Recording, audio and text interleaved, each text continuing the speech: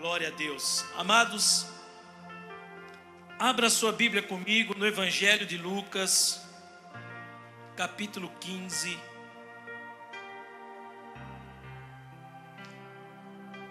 Já há algum tempo o Senhor tem falado comigo em cima dessa parábola do filho pródigo. E eu creio que o Senhor, querido, por mais que muitas vezes nós já ouvimos tantos ensinamentos a respeito dessa parábola, sabe, amados, às vezes parece que por ouvir tanto se pregar por essa parábola, desta parábola, melhor dizendo, às vezes nós nos bloqueamos para receber a novidade que Deus tem sobre as nossas vidas. Mas nessa manhã eu quero convidar você a abrir seu coração, abrir a sua alma ao agir do Espírito Santo, e que verdadeiramente você possa, querido, sabe, estar aberto àquilo que o Senhor quer falar ao teu coração e ao teu espírito. Amém, queridos? Deus é maravilhoso demais e a palavra dele, querido, ela se renova, né? Deus sempre tem novidade para nós. Amém? Vamos ler aí a parábola do filho pródigo, Lucas capítulo 15. Amém? Nós vamos na RA. A partir do verso 11, diz assim aí: continuou. Certo homem tinha 2 filhos. Quantos filhos? O mais moço deles disse ao pai: Pai, dá-me a parte dos bens que me cabe. E ele lhes repartiu os haveres. Passado não muitos dias, o filho mais moço, ajuntando tudo o que era seu, partiu para uma terra distante e lá dissipou todos os seus bens, vivendo dissolutamente. Depois de ter consumido tudo, sobreveio aquele país uma grande fome, e ele começou a passar necessidade. Então ele foi e se agregou a um dos cidadãos daquela terra, e este o mandou para os seus campos a guardar porcos. Ali desejava ele fartar-se das alfarrobas que os porcos comiam, mas ninguém lhe dava nada. Então, caindo em si, disse: quantos trabalhadores de meu pai têm pão com fartura, e eu aqui morro de fome? Levantar-me-ei e irei ter com meu pai, e lhe direi: Pai, pequei contra o céu e diante de ti, já não sou digno de ser chamado teu filho. Trata-me como um dos teus trabalhadores. E levantando-se foi para o seu pai. Vinha ele ainda longe, quando seu pai o avistou, e compadecido dele, correndo, o abraçou e beijou. E o filho lhe disse: Pai, pequei contra o céu e diante de ti, já não sou digno de ser chamado teu filho. O pai, porém, disse aos seus servos: trazei depressa a melhor roupa, vestiu, põe-lhe um anel no dedo, sandálias nos pés. Trazei também e matai o novilho cevado. Comamos e regozijemo-nos, porque este meu filho estava morto e reviveu, estava perdido e foi achado. E comeram e começaram a regozijar-se. Ora, o filho mais velho, diga, filho mais velho, estivera no campo, e quando voltava, ao aproximar-se, da casa, ouviu a música e as danças. Chamou um dos criados e perguntou-lhe o que era aquilo. E ele informou: veio teu irmão e teu pai mandou matar o novilho cevado, porque o recuperou com saúde. Ele se indignou e não queria entrar. Saindo, porém, o pai procurava conciliá-lo, mas ele respondeu a seu pai: há tantos anos que te sirvo, sem jamais transgredir uma ordem tua, e nunca me deste um cabrito sequer para alegrar-me com os meus amigos. Vindo, porém, este teu filho, que desperdiçou os teus bens com as meretrizes, tu mandaste matar para ele um novilho cevado. Então lhe respondeu o pai: meu filho, grave isso, tu sempre estás comigo, tudo o que é meu é teu. Entretanto, era preciso que regozijássemos e nos alegrássemos, porque esse teu irmão estava morto e reviveu, estava perdido e foi achado. Amém? Quantos ensinamentos da parte de Deus há nesta parábola? E eu queria me ater com você nessa manhã algumas simbologias aqui, embora nós talvez já tenhamos até ouvido algumas delas em algumas ministrações. O tema dessa mensagem que eu quero compartilhar com você e que o Senhor colocou no meu coração nesta manhã é: você tem um lugar na mesa. Olha para a pessoa do teu lado e diga isso: você tem um lugar na mesa. Como você falou para um, agora olha para o outro e diga isso para ele: você tem um lugar na mesa.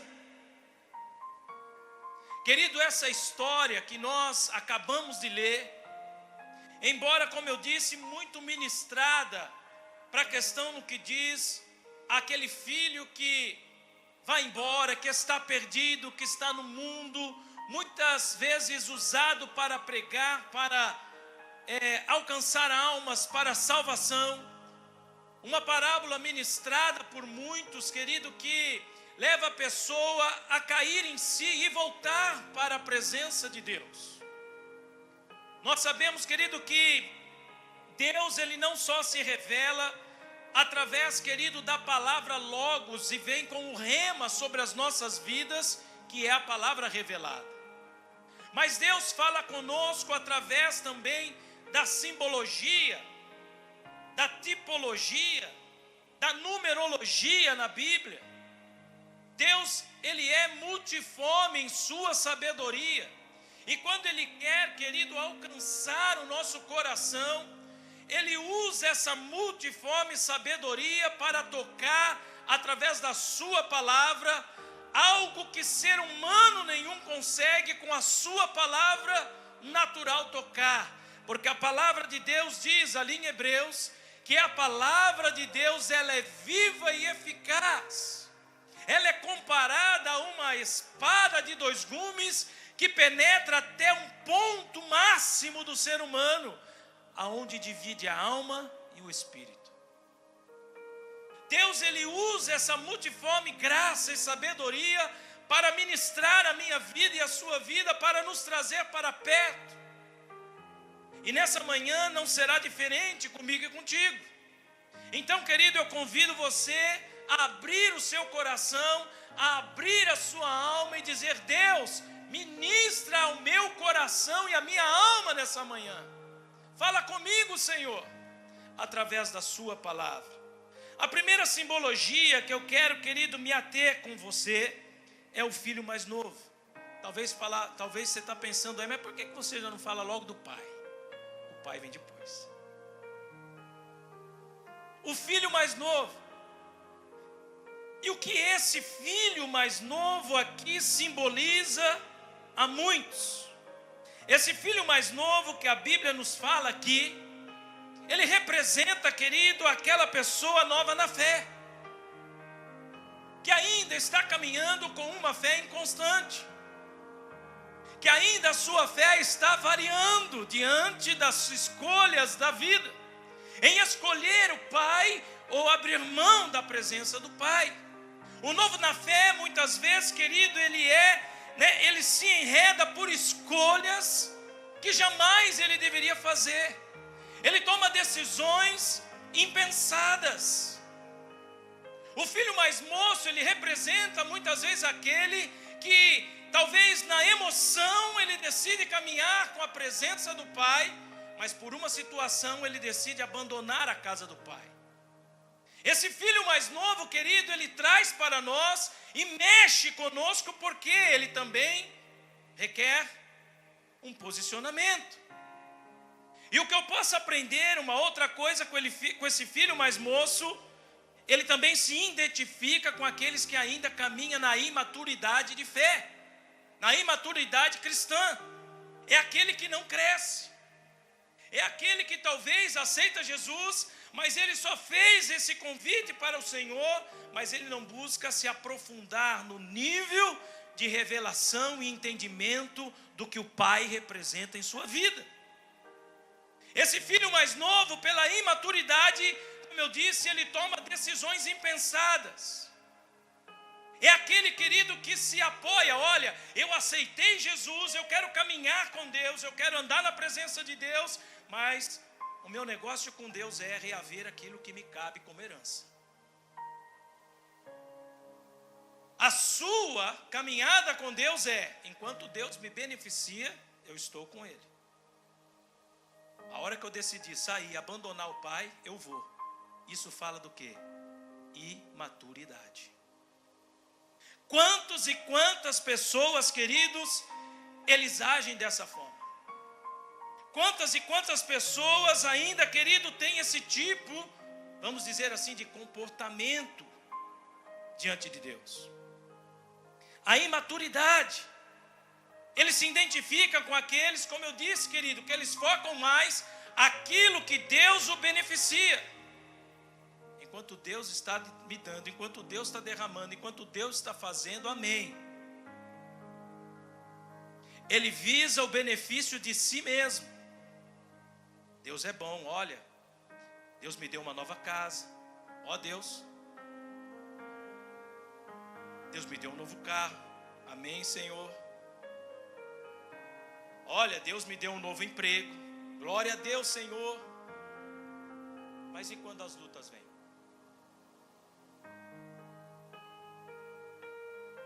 Quantas pessoas não tomam a decisão errada? E é a mesma atitude que dizer para Deus, Deus, agora chegou a hora de eu reaver os meus bens. O Senhor já me deu, agora eu vou me aventurar no mundo. E amados, uma das coisas que me impressiona nessa parábola é que o pai aqui, ele não entra em um nível de questionamento com o filho. Por quê, filho? Filho, eu estou te deixando faltar alguma coisa? Filho, por que você está tomando essa decisão? A Bíblia não fala que o pai senta com o filho, né, Vitor? Muito pelo contrário. Você quer os seus bens, filho? Ele pega os bens e ele entrega na mão do filho. E a prova da imaturidade é que ele coloca tudo a perder. Que ele não estava preparado para administrar o que o pai tinha colocado em suas mãos. A prova da imaturidade, querido, é que ele desperdiça algo valioso demais, porque herança significa isso. Herança está associado a algo de valor. Mas infelizmente, querido, a herança nos olhos naturais daquele jovem imaturo era os bens que o pai possuía. Mas o maior valor não eram os bens que o pai colocava em suas mãos. Hora nenhuma, querido, esse jovem imaturo, ele para considerar a sua comunhão com Deus, com o pai que estava sendo rompida. O seu relacionamento, a sua intimidade com o pai dentro da sua casa.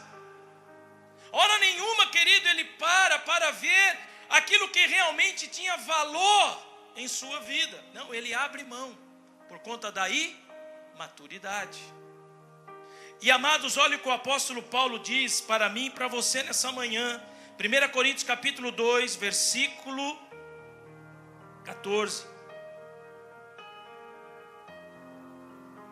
1 Coríntios capítulo 2, versículo 14. Olha o que diz a Bíblia. Ora, o homem natural não aceita as coisas do Espírito de Deus, porque eles são o que, querido? Loucura. E não pode entendê-las, porque elas se discernem espiritualmente. Quando nos falta maturidade espiritual para compreender a forma que Deus opera, o nosso homem natural, querido, ele não consegue entender os planos, o propósito, e nesse mês nós estamos falando sobre isso, os propósitos que Deus tem para nós, os propósitos eternos de Deus. O homem natural não consegue entender os planos que Deus tem, a vontade que Deus tem sobre a nossa vida, e por que muitos às vezes trocam aquilo que é espiritual por aquilo que é terreno. Amados, o apóstolo Paulo diz, querido, quando ele era menino, ele pensava como menino, ele agia como menino, mas num dado momento ele diz, quando eu me tornei homem. E esse me tornar homem, Paulo está falando, olha, quando eu era menino eu era imaturo, eu agia por conta daquilo que os meus pensamentos me direcionavam. Eu agia em comum acordo com o que eu pensava. Eu agia assim. Mas ele diz, quando eu me tornei homem, quando eu me tornei maduro, quando eu adquiri maturidade, o que ele diz lá no texto? Que ele deixa as coisas de menino. O que esse texto fala conosco nessa manhã é tempo da igreja de Deus buscar amadurecer espiritualmente. Nós temos vivido um tempo em que Jesus está às portas, querido. Até quando vamos nos comportar como meninos na fé? Até quando vamos ser levados, como diz o apóstolo Paulo, a carta aos Efésios, por ventos de doutrinas de um lado para outro? A moda agora é essa, eu vou lá. A igreja do ciclano, eu vou para lá. Agora fundou outra igreja, tem outra igreja em Jundiaí, eu vou correr lá para ver o que é. Queridos, eu quero dizer para você uma coisa: Deus continua sendo um só. Falta de maturidade nos leva a tomar decisões erradas. Ainda não tinha Cristo Salvo em Jundiaí.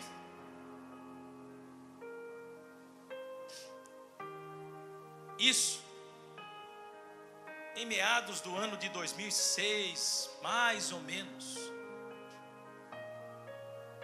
Eu morava em Itupeva, nós morávamos em Itupeva. E eu já estava junto com o pastor Arthur no Ministério de Libertação, ajudando, auxiliando.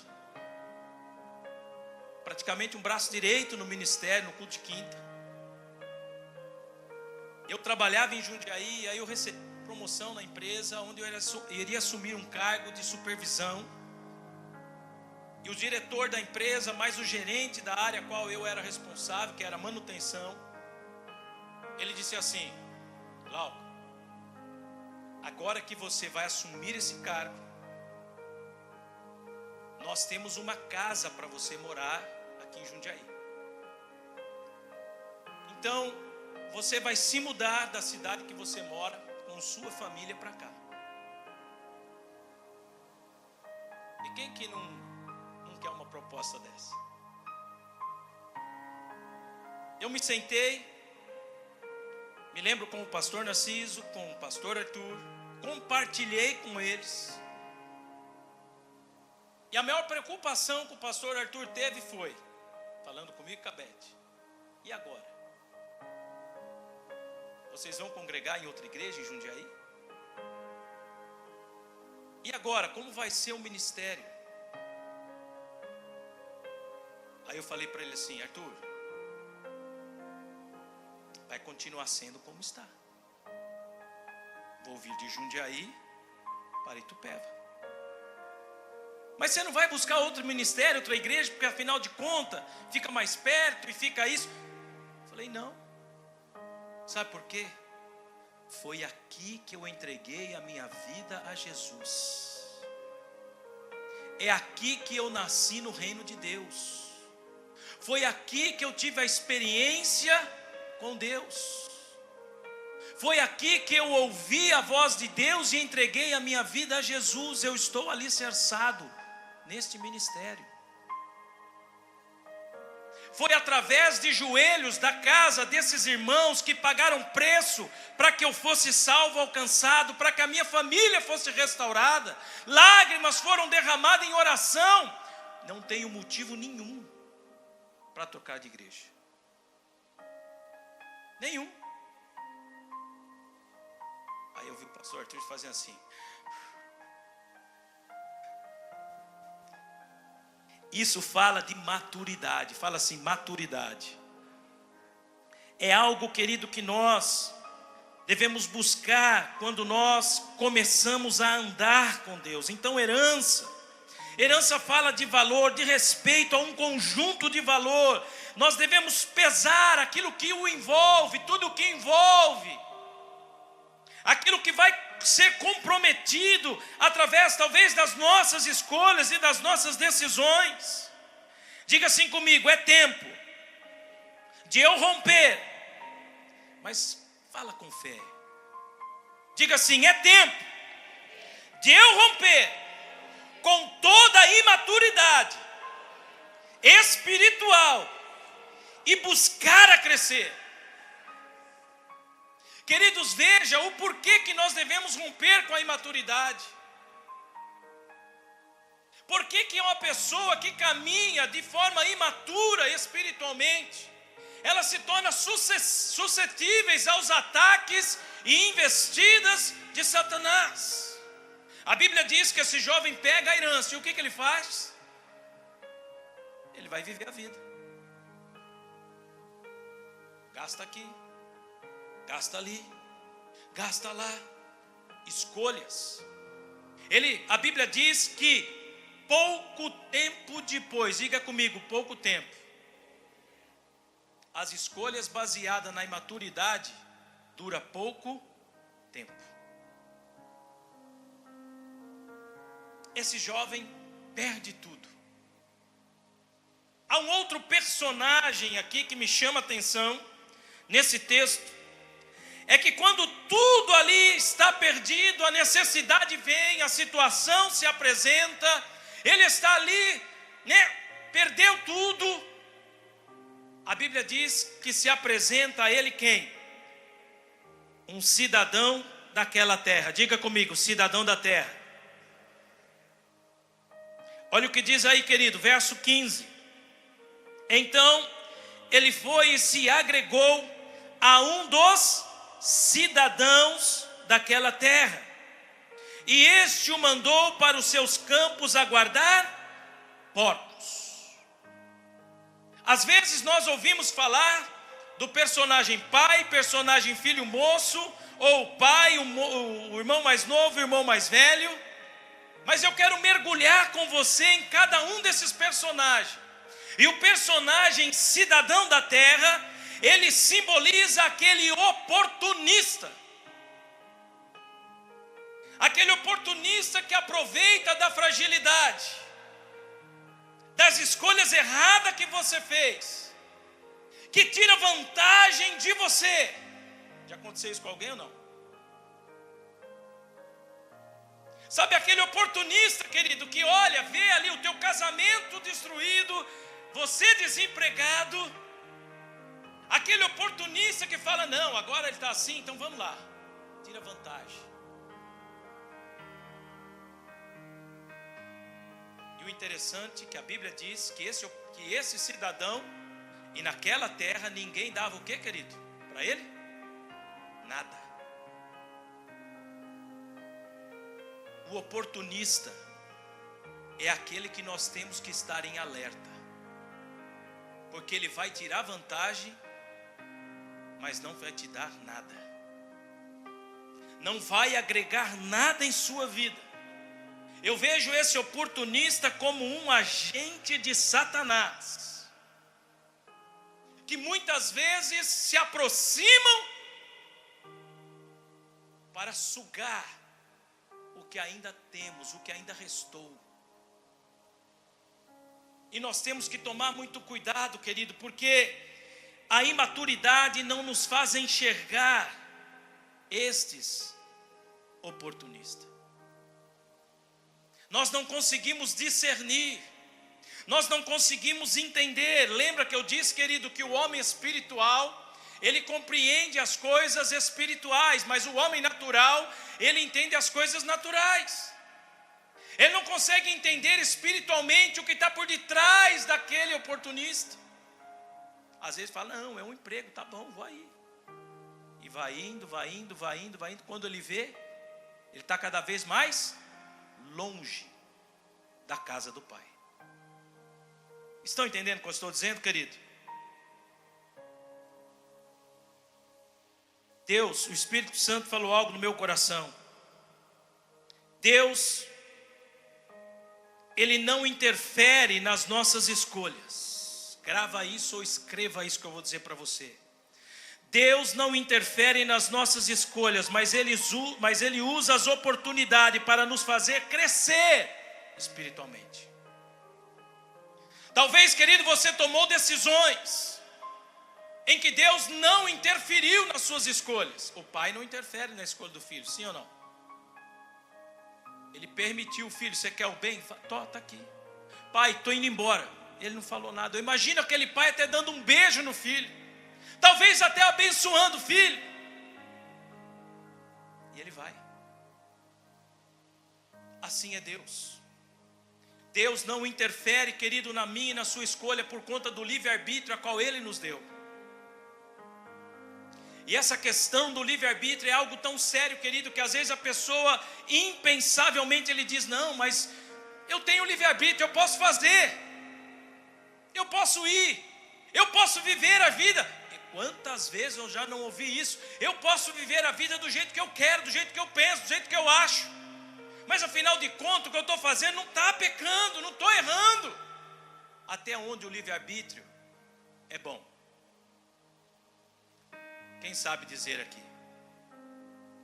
Até onde o livre-arbítrio é bom? Quer que eu responda? Sim ou não?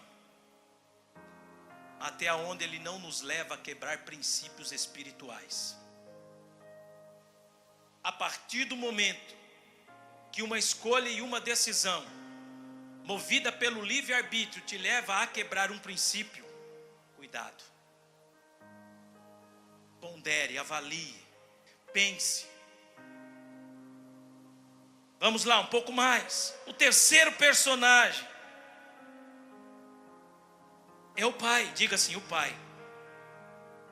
O pai, querido, que ele se apresenta agora, que embora o filho fez as suas escolhas erradas, embora ele vive a pior experiência que ele podia ter vivido, por conta da escolha errada que ele fez.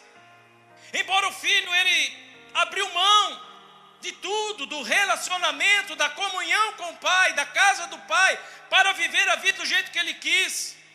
A Bíblia diz, querido, que esse jovem cresceu. E lá naquela terra ele diz: na casa do meu pai, os trabalhadores dele comem com fartura. Na casa do meu pai tem provisão. Na casa do meu pai não me falta nada. Na casa do meu pai, ele lembra da casa do pai, do que ele tinha na casa do pai e do que ele não tinha fora da casa do pai. Ele avalia a sua vida, ele cai em si e ele decide voltar para a casa do pai. Ele decide abrir mão. Olha, eu não quero mais a imaturidade influenciando as minhas escolhas. Eu não quero mais ser movido pelos olhos meus, os olhos naturais. Eu não quero mais fazer escolhas erradas. Eu vou voltar para a casa do meu pai. E quando ele toma essa decisão, a Bíblia diz, querido, que vinha ele ainda longe. Imagina essa cena comigo. Sujo, cheirando porcos, cheirando chiqueiro,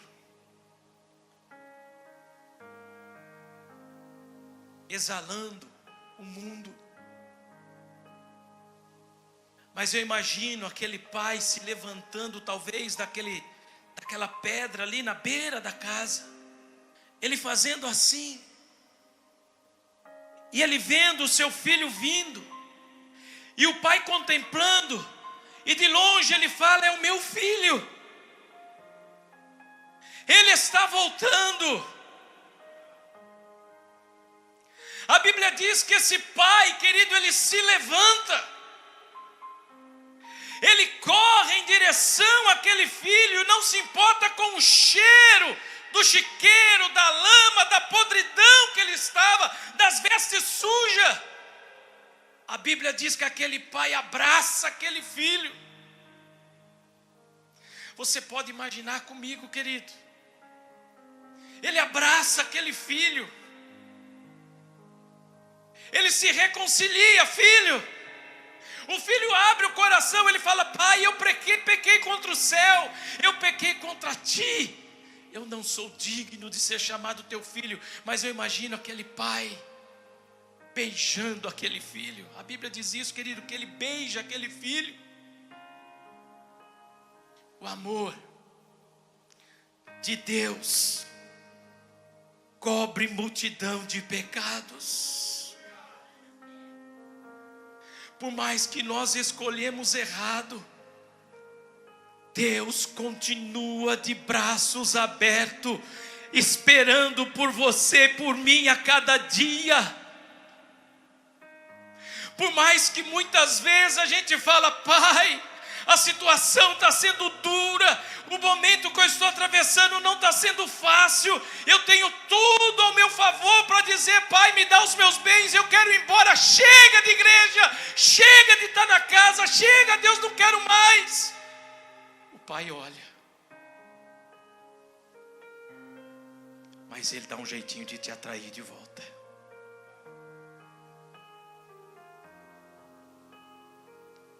Amados, o pai movido de compaixão é esse Deus maravilhoso. Um pai que, independente das escolhas erradas, ele nunca cruzou os braços e abandonou aquele filho, muito pelo contrário. Ele permaneceu assim, braços abertos. Isaías, a Bíblia diz que os nossos pecados, eles fazem separação de nós e o nosso Deus. Mas esse mesmo texto diz que os ouvidos de Deus, eles não estão tampados, e nem os seus braços encolhidos. Ouça isso, para que não nos possa salvar. Deus continua de braços abertos. Deus continua de braços abertos.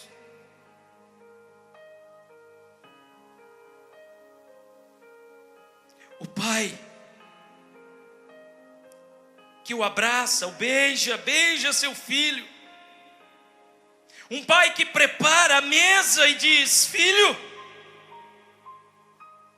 você tem um lugar na mesa. O seu lugar, filho, permaneceu aqui. Sabe, filho, aquela cadeira que você abriu mão dela, ela continua te esperando para você sentar nela de novo. Que Deus maravilhoso é esse, querido. Assim é o nosso Deus. Amém? O quarto personagem é o filho mais velho. Diga, filho mais velho. O filho mais velho simboliza aquele religioso, aquele que não sai da casa do pai, aquele que não vai embora da casa do pai, mas ele não tem a comunhão que deveria ter com o pai. Eu não queimo um culto. Todos o culto eu estou aqui. Mas a religiosidade impera no seu coração e na sua alma. É tudo movido por religiosidade. O filho mais velho, ele busca cumprir apenas uma obrigação. Porque a Bíblia nos dá a entender que esse filho, ele se envolvia com os trabalhadores da casa do pai. Talvez fosse aquele filho que cuidava dos animais junto com os trabalhadores da casa. Mas ele não ia sentar com o pai. Ele não buscava ouvir o pai. O filho mais velho, querido, é aquele que simboliza que, olha, eu venho no culto. Mas a palavra que você ouviu, qual foi? Não entendi nada. Você está aqui. Então ele simboliza o filho que é aquele religioso. Olha, mais um culto, mais uma santa ceia. Eu não posso perder, afinal de contas, é a santa ceia. Mas entenda, enquanto participarmos dessa mesa como ato de religiosidade, não tem valor perante Deus. Porque a ceia revela um sacrifício. A ceia revela o amor de Deus. A ceia revela, por que se há uma mesa? Porque Deus está nos chamando a uma comunhão com Ele. A intimidade com Ele. Se nós fazemos como um ato religioso, que valor tem? Que expressão diante de Deus há? Então, queridos, entenda, é tempo de rompermos com a religiosidade. Por quê? Porque a religiosidade nos cega. Nós achamos que estamos fazendo algo bom, mas na verdade, Deus olha e fala: que valor? O que isso tem de importância para você realmente? Você consegue olhar para a mesa e entender: olha, há um sangue que foi derramado, há um corpo que foi moído, há uma entrega, um alto preço que foi pago. Tudo isso por amor, por resgate. Tudo isso para me atrair de volta e entender que há um lugar para mim na mesa.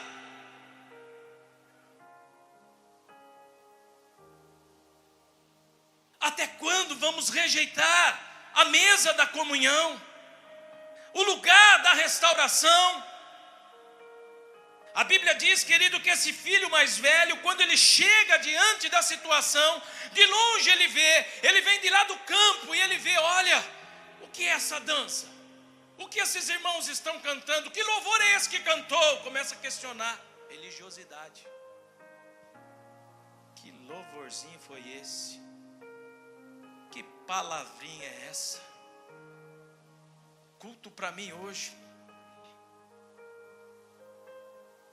Religiosidade cega espiritualmente. Esse filho, ele vê aquelas danças, ele vê aquela festa na casa do pai, e a prova é de que não havia nível de intimidade nem relacionamento, que ele não vai até o pai.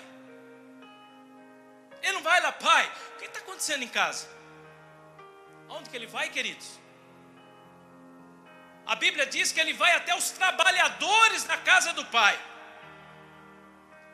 Viu?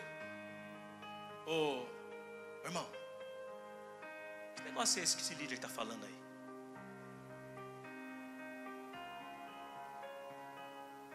Agora o pastor quer exigir isso? Agora o presbítero? Agora o meu líder? É esse líder? O líder do louvor? Porque aí pensa que, afinal de contas, a pastora tem a líder predileta dela. Olha lá, para ele faz festa, faz churrasco. Eu me deixo de fora. Querido, Deus mandou falar, tá? Se você não está aceitando, não está torcendo o bico, vai dobrar o joelho e ora.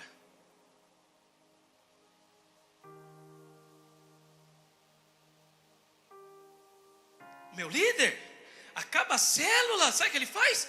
Ele fica com aquele pessoalzinho ali, só lá naquele cantinho. Lá ele convida, lá ele fala, lá ele chama para ir na casa, lá ele faz isso, para aquele ali, para mim, mas nem me chama para ir lá. Mas isso acontece lá longe, tá? Aqui não. Religiosidade. Diga assim, em nome de Jesus, que todo poder que a religiosidade está fazendo e causando em minha vida, em nome de Jesus, hoje eu decido romper para viver uma vida plena com Deus. Queridos, esses trabalhadores aqui da casa do Pai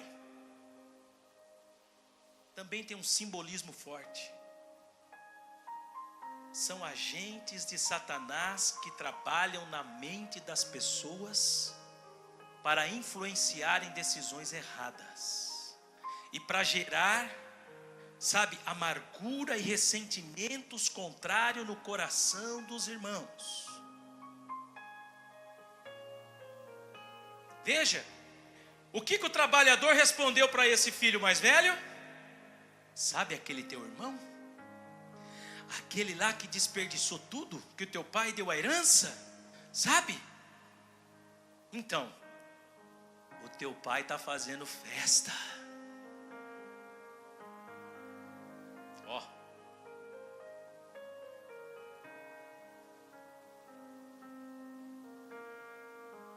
Teu líder? Está fazendo churrasco com os preferidos dele. O Stanley está parecendo um Tom Cruise hoje cedo, com aquele raibanzão lá do Top Gun. Steve.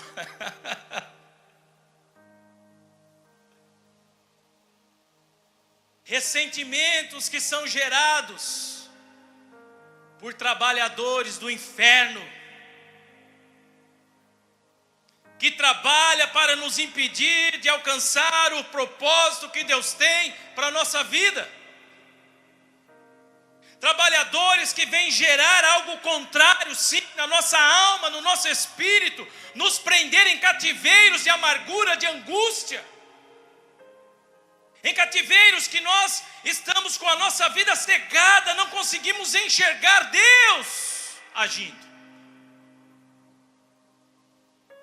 Qual conselho você me dá então? Eu estava conversando com a Beth, às vezes vem situações, a gente ouve assim, e eu falo para ela assim: eu decidi blindar o meu coração. Não é isso?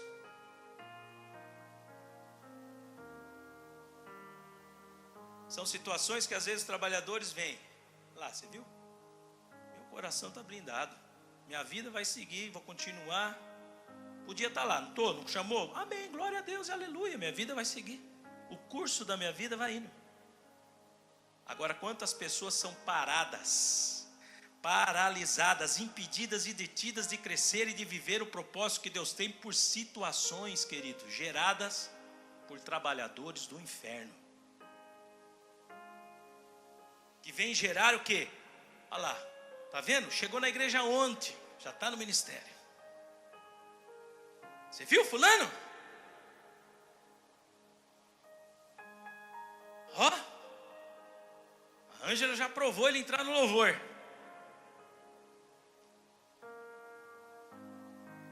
Sobrou para você, Ângela. Irmãos, faz 26 anos que eu estou aqui, ó, lutando para entrar no louvor. A Ângela não me chama.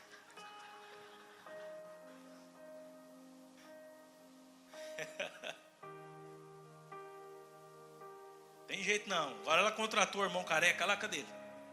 Onde está, irmão? Olha lá onde ele está, escondido lá atrás, ó. Mas glória a Deus, amém? Mas querido, entenda, mais uma vez, diga mais uma vez. Esse pai se apresenta. A Bíblia diz, querido, que esse filho, quando ele chega diante do pai, ele vem com argumentos, com questionamento. E isso prova o que? A religiosidade, por não entender. Pai, o teu filho fez isso, aquilo, outro. Pai, olha, eu nunca saí da tua casa, pai. Requerendo. Religiosidade. Eu nunca saí da igreja, pastor, porque você não dá a oportunidade de eu pregar.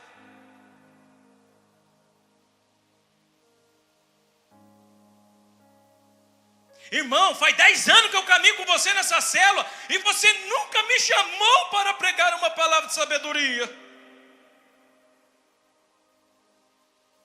De fundinho eu estou escutando assim, fala Deus. Religiosidade, querido, cega o nosso entendimento de tal maneira que parece que nós estamos na igreja por oportunidade, quando a maior oportunidade que Deus te dá, sabe qual é? De você entrar no céu, na eternidade, passar o tempo na presença dEle, ter comunhão com Ele. Essas coisas são irrelevantes. Afinal de contas, Jesus pagou um preço para que você estivesse lá diante dEle, querido. Aprenda a entender, o seu lugar na mesa está preparado. Diga assim, o meu lugar na mesa está pronto. Querido, esse pai, mais uma vez, a Bíblia diz, querido, que ele deixa aquele filho, sabe, pôr para fora tudo aquilo que está no coração. Mas eu vejo um pai que mesmo com esse religioso, ele sabe ouvir o questionamento, entender os seus argumentos e dizer para ele, né? Meu filho, você não entendeu nada. Tudo que eu tenho é teu também, filho. Filho, você não conseguiu entender ainda que você pode desfrutar de tudo. A religiosidade paralisa a pessoa ao nível, querido, de que a pessoa não consegue entender aquilo que é dele por direito. E não consegue desfrutar. A Bíblia diz, querido, que ele se sentava com os trabalhadores do pai, mas ele não sentava com o pai para falar, pai, olha, é isso e aquilo. Não tinha vínculo de intimidade, relacionamento nenhum com o pai. O pai jamais despreza. Ele não se afasta. Muito pelo contrário, ele busca trazer esse filho mais velho para a mesa. Filho, vamos nos alegrar juntos. O seu irmão voltou. Vamos, filho, para a mesa, vamos celebrar. Deixa essa alegria, filho, tomar teu coração também. É teu irmão. Estão compreendendo isso? Eu não sei Como está a sua vida espiritual? Não sei. Mas que nesta manhã o amor deste Pai maravilhoso, Ele possa envolver o teu coração, a tua alma, a tua vida. Que nesta manhã, querido, você receba esse entendimento, que todo bloqueio na sua vida seja removido, que tudo aquilo que te impede de receber o perdão, a graça, de envolver a sua vida seja derrubado por terra, e que realmente essa graça e o amor de Deus te envolva de tal maneira, que você entende que o lugar teu na mesa está preparado. Eu quero convidar você a se colocar de pé.